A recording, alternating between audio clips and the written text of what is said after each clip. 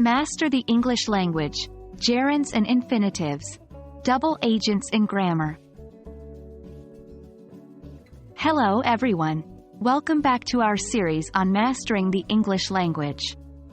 Today we're diving into a fascinating topic that often puzzles even advanced learners.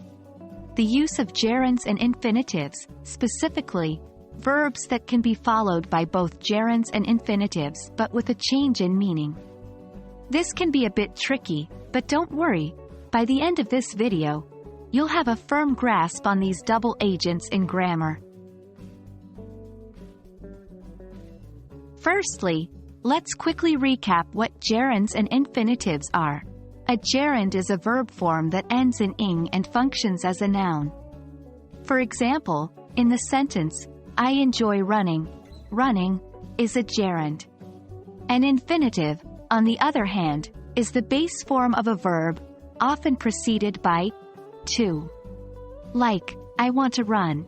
Here, to run is an infinitive. Now, some verbs can be followed by either a gerund or an infinitive, but the meaning will change. And that's what we are focusing on today.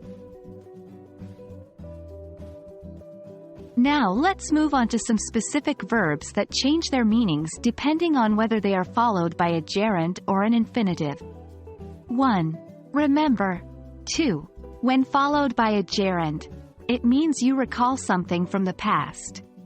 For example, I remember locking the door, means you have a memory of locking the door. 3. When followed by an infinitive, it means you remember that you need to do something.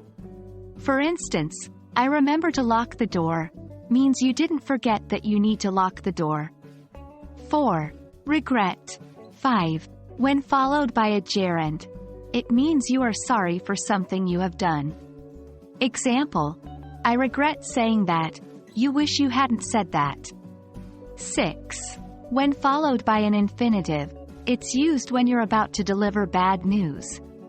Example, I regret to inform you that you didn't get the job. 7. Try. 8. When followed by a gerund, it means you experiment with different methods to see what works. Example, I'm trying eating less sugar. You're experimenting with eating less sugar to see if it makes a difference. 9. When followed by an infinitive, it means you make an effort. Example, I'm trying to eat less sugar. You're making an effort to eat less sugar.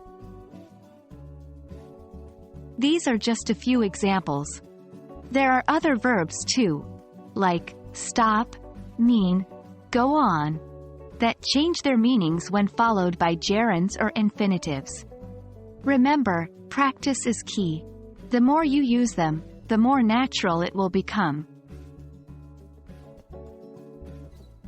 That's a wrap for today's lesson. Gerunds and infinitives can indeed be a tricky part of the English language, especially when certain verbs can be followed by both but with a change in meaning.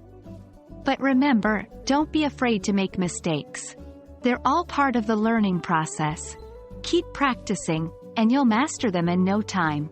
Thank you for watching and see you in our next video, where we will continue our journey to master the English language.